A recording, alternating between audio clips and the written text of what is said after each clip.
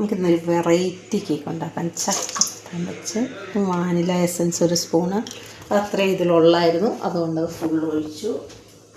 നമുക്ക്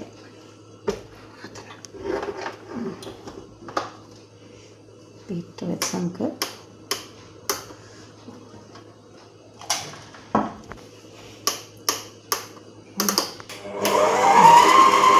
ബീറ്റർ വെച്ച് നമ്മൾ ഫുൾ സ്പീഡിലിട്ടൊന്ന് അടിക്കുകയാണ്. അതൊന്ന് പതഞ്ഞ് ആയിട്ട് പതഞ്ഞ് വന്നു കഴിയുമ്പോൾ നമുക്ക് 1 കപ്പ് പഞ്ചസാര പൊടിച്ചതും 5-6 ഗ്രാമ്പൂ കൂടി ഇട്ട് പൊടിച്ചത് അതിൽ മിക്സ് ചെയ്ത് കൊടുക്കും. ഇനി പതഞ്ഞ് വന്നതിലേക്ക് നമുക്ക് കുറച്ച് പഞ്ചസാരയും ഗ്രാമ്പൂവും കൂടി പൊടിച്ചതെന്ന് കുറച്ചിട്ട് കൊടുക്കാം.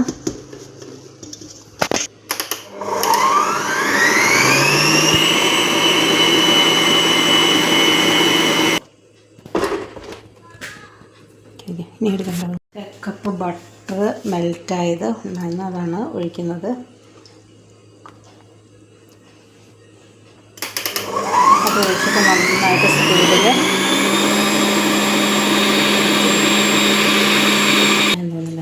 ചൂടാകാൻ തുടങ്ങി. ഇത് നമ്മൾ ചക്കപ്പഴത്തിൻ്റെ പൾപ്പ് നന്നായിട്ട് അടിച്ച് സോഫ്റ്റാക്കി വെച്ചിരുന്നത് 1 കപ്പ് ഇട്ട് കൊടുക്കുകയാണ്. നന്നായിട്ട് അതിനെ ഒന്ന് മുട്ടായി അടിച്ചതിലേക്ക് ആ ചക്കപ്പഴത്തിൻ്റെ മിക്സ് കൂടെ നന്നായിട്ട് മിക്സ് ചെയ്തെടുക്കും. നമ്മൾ ചക്കപ്പഴം നമ്മൾ നന്നായിട്ടൊന്ന് ബീറ്റ് ചെയ്തു. അതിലേക്ക് നമ്മൾ ഒരു 1/2 cup sugar syrup, caramel syrup നമ്മൾ ഉണ്ടാക്കി വെച്ചിരുന്നു. അപ്പോൾ ആ കേക്കിന് നല്ലൊരു കളറ് കിട്ടാൻ വേണ്ടി ഉണ്ടാക്കി വെച്ചതാണ്.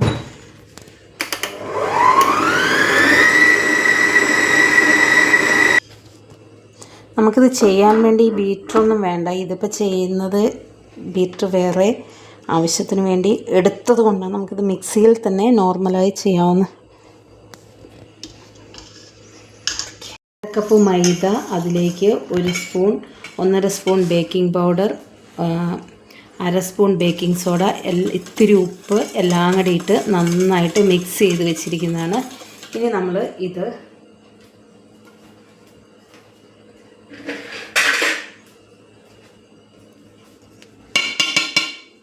ഇതിലേക്ക് ഇട്ടിട്ട് അരിച്ചിട്ടാണ് ഇടുന്നത്. എന്താണെന്ന് ചോദിച്ചാൽ ഒറ്റയടിക്ക് ആ പൊടി ടപ്പെന്നങ്ങ് വീഴുമ്പം അതിന് ആ മുട്ട ബീറ്റായതിൻ്റെ ഇത് പോകാതിരിക്കാൻ വേണ്ടി. അപ്പം ഇങ്ങനെ അരിച്ചരിച്ചിടുമ്പോൾ നമുക്കത്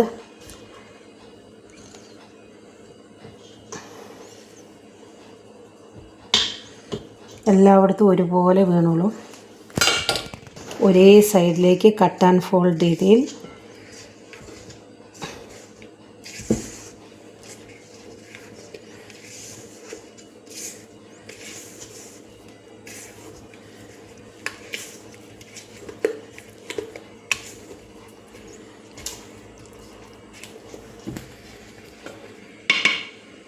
ബാക്കി പൊടി കൂടി നമ്മൾ ഇട്ട് കൊടുക്കുകയാണ് അതിലേക്ക്.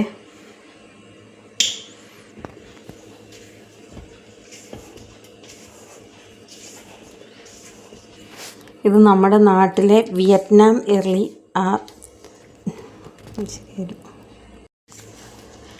നമ്മുടെ നാട്ടിലെ ചക്കപ്പഴം നമ്മൾ കൊണ്ടുവന്നിട്ട് ഇങ്ങനെ ഫ്രീസറിൽ സൂക്ഷിച്ച് വയ്ക്കുന്നതാണ്. അതിങ്ങനെ ഇടയ്ക്കൊക്കെ എടുത്ത് എന്തെങ്കിലുമൊക്കെ വെറൈറ്റികളായിട്ട് ഉണ്ടാക്കാൻ വേണ്ടി ഉപയോഗിക്കും. അതിനൊരു ടേസ്റ്റ് മാറുകയോ കളറ് മാറുകയോ ഒന്നുമില്ല, അതുപോലെ തന്നെ ഫ്രീസറിലിരുന്നോളും. കേക്ക് ട്രേയിലേക്ക് പയ്യെ ഒഴിച്ചു കൊടുക്കുകയാണ്. ഇതിങ്ങനെ റിബൺ പോലെ ഇങ്ങനെ ഈ പരുവത്തിൽ വരണം. ഇതാണ് ഇതിൻ്റെ ശരിക്കും കൺസിസ്റ്റൻസി. ഇങ്ങനെ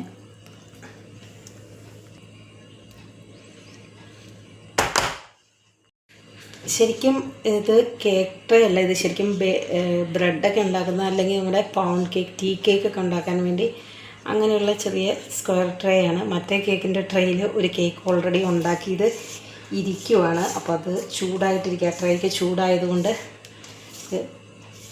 വെക്കുന്നത് മാറ്റാൻ പറ്റാത്തത് കൊണ്ട് ഇതിലേക്ക് നമ്മളിപ്പോൾ വെക്കുന്നത്. ഇതിങ്ങനെ 2-3 പ്രാവശ്യം നമ്മളൊന്ന് ടാപ്പ് ചെയ്തിട്ട് ഇതൊന്നിങ്ങനെ നേരെയാക്കി കൊടുക്കണം. എന്താണെന്ന് ചോദിച്ചാൽ ഇതിനകത്ത് വല്ല എയർ ബബിൾസ് ഒക്കെ ഉണ്ടെങ്കിൽ നമ്മൾ കേക്ക് വെന്ത് കഴിഞ്ഞ് അത് കട്ട് ചെയ്യുമ്പം അതിനകത്തൊരു ഹോള് പോലെ ഇങ്ങനെ ഇരിക്കും. അപ്പോൾ അത് ഫുൾ ഫില്ലായി ഹോളൊന്നും ഇല്ലാതിരിക്കാൻ വേണ്ടി ഇങ്ങനെ ടാപ്പ് ചെയ്തിട്ട് ഒരു എന്തെങ്കിലും ഒന്നെങ്കിൽ ടൂത്ത് പിക്കോ ഫോർക്കോ എന്തെങ്കിലും എന്തെങ്കിലും ഒരു ഫൈനായിട്ടുള്ള സാധനം വെച്ച് ഇങ്ങനെ ഒന്ന് ഇതാക്കി കൊടുക്കണം.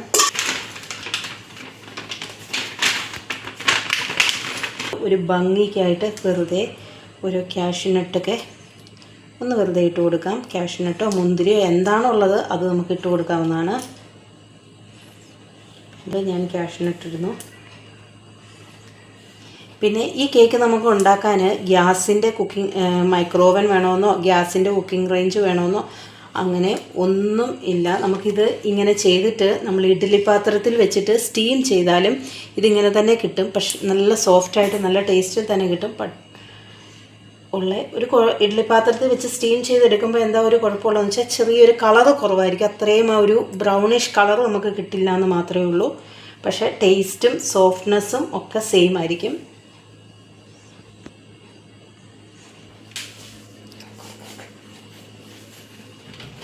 ഇനി ഇത് നമ്മൾ ഓവനിലേക്ക് വെക്കുകയാണ്. നമുക്കൊരു 35-40 മിനിറ്റ് കഴിയുമ്പോൾ നമുക്ക് തുറന്ന് നോക്കാം.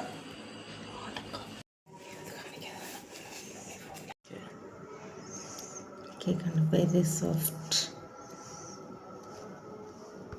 മനസ്സിലാവുന്നുണ്ടോ സോഫ്റ്റാണോ?